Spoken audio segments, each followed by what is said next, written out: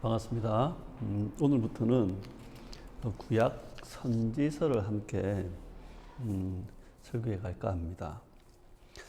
먼저 이 선지서를 이해하려면 먼저 이스라엘의 역사에 대해서 좀 먼저 사전 지식이 좀 있어야 되고요. 특히 이스라엘의 분열, 그러니까 북이스라엘과 남유다로 갈라지는 그 시점부터 BC 722년에 아수르의 침공으로 북이스라엘이 멸망하는 장면, 그리고 BC 605년부터 586년까지 이어지는 바벨론의 총 3차례의 침공과 그리고 남유다의 멸망, 그리고 포로 생활에 대해서, 그리고 다시 BC 539년부터 444년까지 이어지는 포로 기한, 바벨론이 멸망하고 페르시아 바사왕 때부터 이어졌던 그 포로 기한의 역사, 이러한 것들이 어느 정도 이렇게 그 정리가 되어 있어야지 각각의 선지서들을 볼 때 도움이 됩니다. 이 선지서들은 총 17권이 되어 있는데 앞에 있는 부분들이 대선지서라고 해서 5권, 그리고 뒤에 부분 12권이 소선지서라고 해서 12권이 되어 있습니다. 대선지서 중에 이사야는 아수르의 침공과 관련되어 있고요.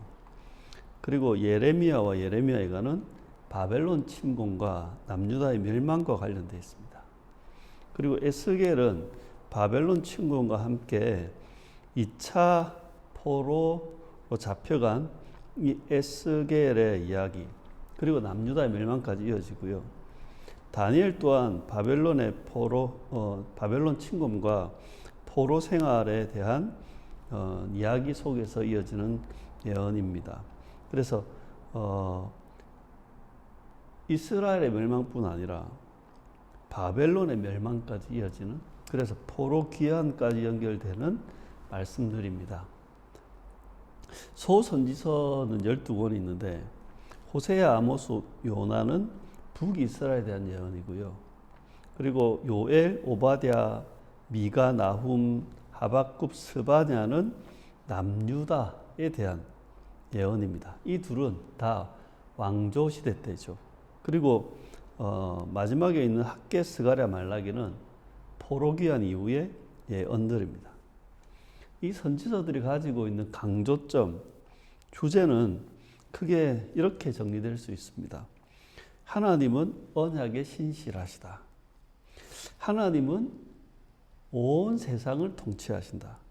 하나님은 이스라엘과 세상 나라의 불의와 죄악을 심판하신다. 하나님은 이스라엘을 구원하시고 회복하신다. 이게 선지서가 가지고 있는 하나님과 하나님의 행적에 대한 중요한 메시지입니다. 그래서 이 선지서는 이 말씀을 듣는 하나님의 백성들에게 이런 메시지를 전합니다. 첫 번째는 언약을 준수하라는 거예요. 다른 신을 섬기지 말고 오직 여호와만 경외하고 섬겨라. 두 번째는 율법을 준행하라는 겁니다. 특히 이 공동체적인 공의와 정의를 행하라고 강조합니다. 그리고 회개하고 회복하라고 합니다. 그 회개와 회복의 기준점, 지향점은 바로 언약과 율법인 것입니다. 이사야서로 한번 이제 들어가 보면 이 이사야 선지자의 이름은 여호와는 구원이시다라는 의미입니다. 이 이사야가 활동했던 시기는 BC 750년에서 한 700년경에 예루살렘에서 활동한 제사장이 바로 이사야였습니다. 이사야서에 보면 우시야가 죽던 해부터 히스기야 때까지 예언하고 활동했다라고 합니다. 이 이사야가 활동했던 그 당시 남유다, 그리고 북이스라엘, 그리고 그 위에 아람이 있었고 바로 그 위에 아시리아 제국이 만들어지던 시기입니다. 아직까지 바벨론과 페르시아는 등장하지 않습니다. 남유다의 왕위는 아달랴에서 요아스, 그리고 아마샤, 그리고 우시야로 이어집니다. 그리고 우시야의 아들 요담, 아하스 이렇게 16년씩 통치를 했고, 그리고 아하스 다음에 히스기야가 29년을 통치했죠. 우시야가 죽은 왕이 된 요담은 16년을 통치했는데 그는 여호와 보시기에 정직하게 행하였고, 하지만 그 당시 백성들은 부패하고 산당에서 제사하며 분향하였습니다. 요담을 이어 아하스가 16년을 통치했는데 그는 여호와 보시기에 악을 행하는 우상 숭배자였습니다. 열왕기와 역대기를 보면 그는 바알 신상을 제작하고 숭배했으며 인신제사를, 이 자녀를 인신제사로 바쳤고, 그리고 산당에서의 분향과 제사가 횡행했던 사회였습니다. 당시 아수르는 제국으로 팽창하던 시기였고 점점 강성해져 가고 있었고요. 아람은 아수르 이전에 그 지역의 패권을 장악했습니다. 그리고 그 밑에 있던 북이스라엘은 예후 가문 이후에 반역이 계속되었고 당시에는 베가가 왕이었습니다. 그러니까 이 반역자들이 이 예후 가문 이후에 살루미, 그리고 므나헤미, 그리고 베가가, 그리고 마지막 호세아도 반역자였습니다. 이 아람의 르신이 이 유다를 침략해서 많은 사람을 사로잡아 다메섹으로 끌고 갔던 일도 있었고, 이스라엘의 베가가 침략해서 하루 만에 20만 명을 살육한 일도 있었습니다. 그게 남유다의 형편이었습니다. 또한 에돔이 침략하여 백성들을 사로잡아가고 블레셋이 침략하여 평지와 남방 성읍을 점령했습니다. 그렇게 이 아하스가 다스렸던 유다는 약해졌고 찌그러져 있었습니다. 그래서 아하스는 아수르의 조공을 바치고 동맹을 맺었습니다. 그리고 도움을 요청하죠. 하지만 오히려 아수르가 남유다를 공격해서 약탈해 버리는 일들이 벌어집니다. 이러한 요담에서부터 이 아하스의 통치 시기에 해당되는 이야기가 이사야 1장에서 35장에 배경이 됩니다. 그리고 그 이후에 히스기야는 29년을 통치했는데 그는 여호와 보시기에 정직하게 행합니다. 그의 즉위 6년에 아시리아에 의해서 북이스라엘이 멸망하는 것을 보았습니다. 즉위 14년에는 아수르가 유다를 침공했지만 그걸 잘 막아내고 승리했습니다. 그리고 그해 즉위 14년 치명적인 병으로 죽을 뻔했지만 치유를 받아서 15년을 더 살게 된 것이죠. 그리고 이 승리와 지병 후에 바벨론 사신들에게 부를 자랑하는 어리석은 일을 하였다. 이 이사야 36장에서 39장은 히스기야 즉위 14년에 아수르가 유다를 침공하고 그리고 그가 치명적인 병에서 치유되었던 그 시기에 있었던 이야기가 바로 36에서 39장이고요. 그리고 40에서 60장은 아마도 히스기야 통치 후반기에 어느 시점에 기록된 것으로 보입니다. 이사야의 구조를 보면, 이사야의 구조를 살피면 이 이사야의 구조는 연대 순으로 되어 있는 게 아니라 주제별로 편집되어 있다는 걸 알게 됩니다. 먼저 1장에서 35장 부분은 아수르 제국이 팽창했던 시기에 내용은 유다와 예루살렘에 대한 책망과 심판을 이야기합니다. 그리고 36에서 39장은 히스기야 때의 이야기입니다. 그러니까 아수르가 팽창했던 1장에서 35장까지는 요담과 아하스 때를 이야기하겠죠. 그리고 36장부터 39장은 히스기야 이야기를 합니다. 이야기 형식, 역사서처럼 되어 있습니다. 그리고 이 안에는 아수르의 역사적으로 승리한 이야기가 기록됩니다. 그리고 40에서 66장은 맨 마지막 부분인데 이 부분은 바벨론이 배경이 됩니다.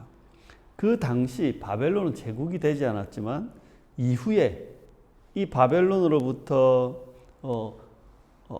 해방되고 회복되고 그렇게 종말적인 구원과 회복에 대한 이야기를 마지막 40장에서 66장까지 하게 됩니다. 오늘은 1장에서 6장 부분을 함께 말씀을 나눠봅시다. 1장에서 6장은 유다와 예루살렘에 관한 예언들입니다. 한 절 한 절보다 전체 문맥을 읽어 가시는 게 중요하다는 말씀을 드립니다. 먼저 1장을 보면 유다와 예루살렘에 대한 말씀인데요. 하나님께서 유다와 예루살렘에 대해 책망하고 권고하십니다. 내용은 이렇습니다. 유다가 여호와를 거역하고 버림으로 인해 그 땅은 폐허가 되었고 성읍은 불탔고 가진 것을 약탈당했으며 겨우 예루살렘만 남아있다. 그러니 주의 말씀을 듣고 여호와의 법을 준행하라. 종교적인 제의와 모임과 활동이 아니라 스스로 씻고 깨끗하게 하라. 악행을 그치고 옳은 일을 행하라. 죄를 회개하고 순종하며 살지만 거절하면 죽는다. 신실하고 공의로워야 할 예루살렘은 음란하며 살인과 폭력이 판을 치고 거짓으로 가득하다. 그 지도자들은 여호와께 반역자들이고 도둑들이며 뇌물을 좋아하고 돈만 밝힌다. 그러므로 여호와께서 그 성읍에 분노를 쏟고 때려서 불순물을 제거할 것이다.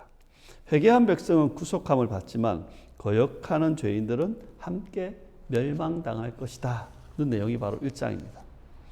2장에서 5장은 그 2장 1절에 보면 이것도 유다와 예루살렘에 관한 말씀이라고 합니다. 2장은 우주적인 종말인 그 마지막 때 주의 날에 대한 말씀입니다. 그때에는 모든 민족이 여호와를 섬기며 분쟁과 갈등 없이 평화롭게 될 것이다. 모든 민족이 예루살렘에 모여 율법과 말씀을 따를 것이다. 그때에는 모든 우상이 사라지고 모든 교만한 자이 낮아지며 오직 여호와만 홀로 높임을 받을 것이다. 그러므로 너희는 사람을 의지하지 말고 오직 여호와를 의지하라. 게 2장입니다. 3장은 예루살렘과 유다에 대한 여호와의 심판에 대한 말씀입니다. 여호와께서 주를 대항하고 모독한 그 예루살렘과 유다를 멸망시킬 것이다. 의로운 사람은 복된 보상을 받지만 악한 자들은 재앙과 보복을 받을 것이다. 여호와께서 법정에 앉아 유다와 예루살렘을 책망하고 또한 백성을 약탈하며 폭력을 휘두른 그 장로들과 지도자들을 책망하며 심판하신다. 여호와께서 법정에 앉아 또한 음탕하고 사치스러운 백성들을 책망하며 심판하신다는 내용입니다. 4장으로 와보면 예루살렘의 회복에 대한 말씀을 하는데요. 그때는 여호와께서 남은 자들을 영광되게 할 것이다. 그때에는 주께서 시온을 정결하게 하시고 그의 영광으로 덮으실 것이다 고 합니다. 그리고 5장에 와보면 포도원의 노래와 함께 유다에게 닥칠 일에 대한 말씀을 합니다. 이스라엘은 여호와의 포도원이고 유다 백성은 주께서 심은 포도나무다. 여호와께서는 선하고 옳은 일을 기대했지만 그들이 하는 짓은 살육뿐이다. 그러므로 내가 이스라엘과 유다를 심판하고 폐허로 만들 것이다. 더 많은 소유에 집착하는 자들에게 재앙이 닥칠 것이다. 음주 가무에 빠져있는 자들에게 재앙이 닥칠 것이다. 거짓되고 악하며 죄를 행하는 자에게 재앙이 닥칠 것이다. 거짓을 말하며 사람들을 속이는 자들에게 재앙이 닥칠 것이다. 스스로 지혜롭다고 하는 교만한 자들에게 재앙이 닥칠 것이다. 방탕한 자들과 뇌물을 받는 자들에게 재앙이 닥칠 것이다. 그들은 모두 여호와의 율법을 버리고 말씀을 멸시하였다. 그러므로 주께서 먼 곳의 민족을 불러 그들을 심판하신다. 그게 바로 아스루와 바벨론입니다. 이스라엘과 유다에게는 재앙이 임하고 그들은 멸망을 당하게 될 것이다. 이까지가 5장까지, 2장부터 5장까지 이야기입니다. 그리고 마지막 6장은 우시야 왕이 죽던 해에 이사야가 본 환상이라고 6장 1절에 이야기합니다. 이사야는 높이 들린 보좌에 앉아 계시는 주님을 보았고 주님께서 이사야에게 말씀하시는데 그 내용은 다음과 같습니다. 세 가지인데요. 첫 번째는 선지자의 예언에 대한 부분입니다. 하나님은 선지자를 보내어서 예언의 말씀을 주시는 겁니다. 하나님은 이사야를 포함해 수많은 예언자들, 선지자들을 보내서 말씀하셨지만 백성들은 깨닫지 못했고 돌이키지 않았습니다. 두 번째는 회개하지 않음과 멸망당함에 대한 말씀입니다. 백성들은 멸망당할 때까지 깨닫지 못하고 돌이키지 않는다. 그래서 유다와 예루살렘은 멸망당하고 그 백성은 죽고 포로로 잡혀간다는 말씀입니다. 이 말씀대로 깨닫지 못한 유다는 결국 멸망당했고 예루살렘은 불에 타서 베어가 되었으며 그 백성은 죽고 포로로 잡혀가게 됩니다. 그리고 마지막 부분은 세 번째는 남은 자에 대한 말씀인데요. 그렇지만 거룩한 씨가 남아서 그 땅에서 그루터기가 될 것이라고 합니다. 포로로 잡혀갔지만 그 잡혀간 자들 중에 남은 자들이 돌아와 예루살렘 공동체를 재건하는 것입니다. 이 내용을 다시 한번 정리하면서 전체를 한번 종합해서 정리하면서 우리 한번 적용으로 넘어가 봅시다. 그러니까 먼저 이 종합을 정리해 보면 그들의 상황과 또 그들을 향한 하나님의 메시지가 무엇인가를 정리해야 됩니다. 먼저 현재 이 유다와 예루살렘의 이 공동체적 상황, 지금의 그들의 형편은 어떠한가 보면 그들은 환난과 고통 속에 살아갑니다. 약탈당했고 황폐해졌으며 겨우 일부만 남은 겁니다. 그 가운데 하나님이 책망하는 겁니다. 왜 이렇게 되었는지. 그것은 바로 이스라엘과 유다의 죄악으로 말미암습니다. 그들은 언약을 깨뜨리고 율법을 이행하지 않았습니다. 그들은 완악하고 교만했으며 거만했습니다. 종교적인 제의와 제사와 집회는 열심히였고 기도는 열심히 했을지 몰라도 여전히 그들은 악행을 저질렀습니다. 수많은 소유에 더 많은 소유에 집착하고 술과 쾌락을 탐닉하며 우상을 숭배하고 음행했습니다. 살인과 폭력이 난무하고 거짓과 속임수로 가득했습니다. 사회적 약자들을 약탈하고 억압하며 억울하게 했습니다. 지도자와 공직자들은 부정부패가 가득하고 뇌물을 받으며 포악했습니다. 백성들은 음란하며 사치하고 방탕했습니다. 하나님은 그런 이스라엘의 그런 유다와 예루살렘 모습을 책망하는 것입니다. 그리고 하나님은 지금 그들에게 권면합니다. 하나님의 현재적 권면은 바로 회개와 회복에 대한 말씀. 한마디로 하면 스스로 바로잡고 회복하라는 겁니다. 회개하여서 정결하게 스스로 씻으라는 겁니다. 주의 말씀과 여호와의 율법대로 행하며 선하고 의로운 일을 행하라는 겁니다. 유다와 예루살렘을 다시 회복해야 합니다. 평화의 도성으로, 공의의 도성으로, 언약의 도성으로 그렇게 공동체를 다시 회복해야만 한다. 그게 바로 스스로 바로잡고 회복하는 일입니다. 마지막, 하나님은 현재적 권고도 하지만 미래적 예고도 하십니다. 그건 바로 심판과 회복에 대한 말입니다. 하나님은 바로 잡고 회복하신다는 겁니다. 이 정도로 끝나는 게 아닙니다. 하나님은 그냥 넘어가지 않습니다. 스스로 바로 잡지 않으면 하나님이 바로 잡으신다는 겁니다. 하나님이 바로 잡으시는 방법은 먼저 심판하시고 그 다음 회복하십니다. 치신 다음에 고치시는 겁니다. 그래서 이 말씀은 예루살렘과 유다에 대한 심판을 예고합니다. 하나님이 유다와 예루살렘의 재앙을 일으키고 멸망시킨다는 겁니다. 유다와 예루살렘을 폐허로 만드신다는 겁니다. 그게 하나님이 하시겠다는 일입니다. 치신다는 겁니다. 이건 바로 하나님이 바로잡으시는 방법입니다. 그리고 난 다음 두 번째, 예루살렘을 회복합니다. 하나님께서 남은 자를 보존하십니다. 이 남은 자는 언약에 신실하고 율법을 준행하는 거룩한 씨를 말합니다. 이 남은 자들이 돌아와 예루살렘 공동체를 재건하고 시온을 회복하게 된다는 겁니다. 그리고 하나님은 여기에서 한 발 더 나가 우주적인 종말, 그 심판과 회복을 말씀하십니다. 그때는 온 세상을 심판하고 악을 소멸하십니다. 모든 민족이 여호와를 섬기며 평화롭게 살게 될 것이고 모든 민족의 분쟁과 갈등이 해결될 것입니다. 또한 모든 민족이 예루살렘에 모여 영적인 예루살렘에 모여 율법과 말씀을 따르게 될 것이다 하는 겁니다. 이게 바로 이 1장부터 6장 속에 있는 핵심 내용들입니다. 그럼 이걸 우리들에게 적용해 보면 우리들의 상황은 어떠한지 그리고 우리를 향한 하나님의 메시지가 무엇인지를 한번 연결해 봐야 됩니다. 먼저 지금의 우리 공동체적 상황에 대해서 한번 봅시다. 우리의 형편은 어떤가? 여러분 교회마다 다 힘들고 어렵다고 합니다. 여러분 개인은 어떻고 여러분의 가정은 어떻습니까?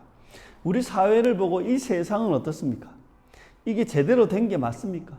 다 꼬이고 망가지고 부서진 우리가 있는 이 세상과 우리가 함께 믿음의 공동체라는 이 교회가 엉망진창이 돼가고 있지 않습니까? 하나님이 우리를 향해서 책망하시는 겁니다. 너희가 왜 이렇게 됐는가 한번 돌아보라는 거예요. 종교적인 모임과 활동은 열심히 하지만 우리는 언약과 율법의 정신을 잃어버렸습니다. 사역과 프로그램은 많은데 기독교 신앙의 본질과 신앙의 본분은 놓친 것입니다. 돈과 권력과 이익을 쫓는 교회의 지도자들, 사업가가 되어 있고 장사꾼이 되어 있고 심지어 사기꾼이 되어버린 목회자들, 겉은 깔끔하고 멀쩡하지만 인격적인 도덕적인 문제가 많은 사역자들, 교인의 수, 건물 크기, 재정의 규모만 강조되는 자본화된 교회,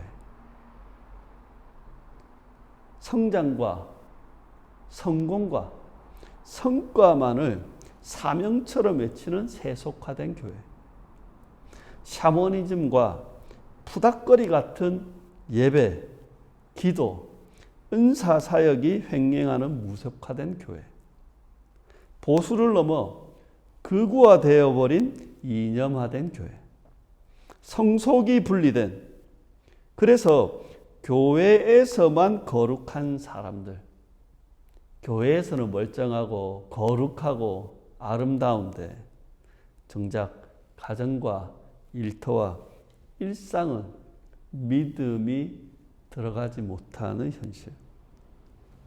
또한 이렇게 기독교 신자가 많은데 우리 사회에서 일어나는 허다한 일들을 한번 보십시오. 자본과 권력과 쾌락을 쫓는 사람들, 음행과 살인, 폭력과 속임수, 사기, 사치와 방탕으로 넘쳐나는 사회, 사회적 약자들에 대해서 차별하고 억압합니다. 아동들이, 청소년들이, 노인들이, 여자들이, 장애인들이, 외국인 노동자들이 그렇게 차별당하고 억압당합니다. 부정부패와 사리사욕으로 많은 그 공직자들을 보십시오.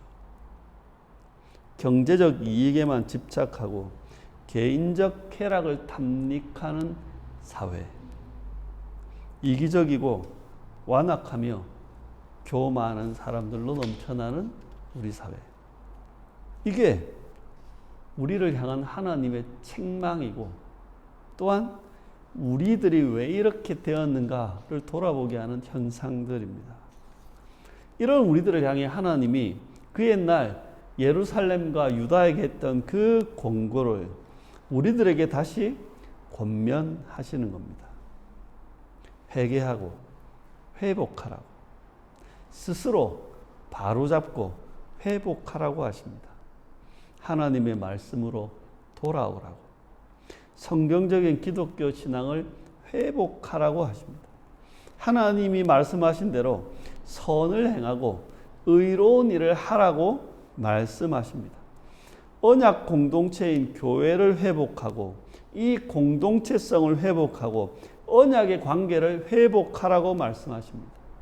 그리고 우리 공동체 안에 있는 권위를 회복하고 공동체를 회복하라고 하는 이 스스로, 우리 스스로가 바로잡고 정화하고 회복하라고 하시는 겁니다. 만약 이게 안 되면 하나님은 그 옛날 예루살렘과 유다에게 했던 그 미래적 예고를 우리들에게 적용하실 것입니다. 그게 뭡니까? 심판과 회복입니다.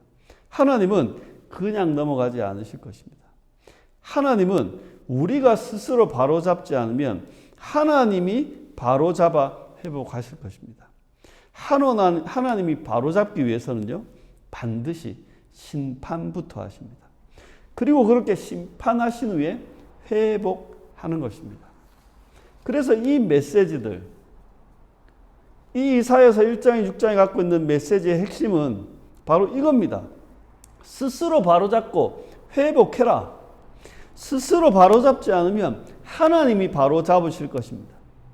스스로 우리 가정을 바로잡지 않으면 하나님이 바로잡게 됩니다. 스스로 우리 교회를 바로잡지 않으면 하나님이 바로잡게 되는 겁니다. 스스로 우리의 인생을 바로잡지 않으면 하나님이 바로잡아야 됩니다. 여러분, 이 말씀 속에 경각심을 가지고 스스로 돌아보셔야 합니다. 여러분 자신을, 여러분의 가정을, 우리 교회를, 그리고 내가 살아가는 일터와 이 사회를 돌아보아야 합니다. 그냥 그를 넘어가면 안 됩니다. 아무렇지 않은 척 방관하고 방치하면 안 됩니다. 시간이 지나면 해결되는 것도 아니고 이대로 계속되는 것도 아니며 이렇게 끝나는 것도 아닌 겁니다. 우리가 스스로 바로잡지 않으면 하나님이 바로잡으신다는 걸 명심하셔야 됩니다. 그래서 여러분의 신앙을 다시 바로잡으셔야 됩니다. 여러분의 부부관계를 다시 바로잡아야 됩니다. 여러분의 가정생활을 다시 바로잡아야 되고 여러분의 직장생활을, 여러분의 학업생활을 바로잡으셔야 됩니다. 여러분의 일상생활을 바로잡으셔야 됩니다. 그래야지 하나님께서 우리를 바로잡기 전에 이 일들을 해야만 우리가 회복되는 겁니다. 그리고 하나 명심하십시오. 이 일들은, 바로잡는 이 일들은 한 방에 바꾸어지지 않습니다. 그러니 한 방에 바꾸려고 하지 마시고 긴 호흡으로 하나씩 하나씩 꾸준히 성실하게 바로잡아 가셔야 합니다. 성경이라는 기준점을 가지고 하나씩 하나씩 바로잡고 회복하는 일, 하나님 우리에게 그걸 요구하시는 것입니다. 말씀을 맺습니다. 사랑하는 위안흥교회 성도 여러분, 하나님이 바로잡으시는 것도 은혜입니다.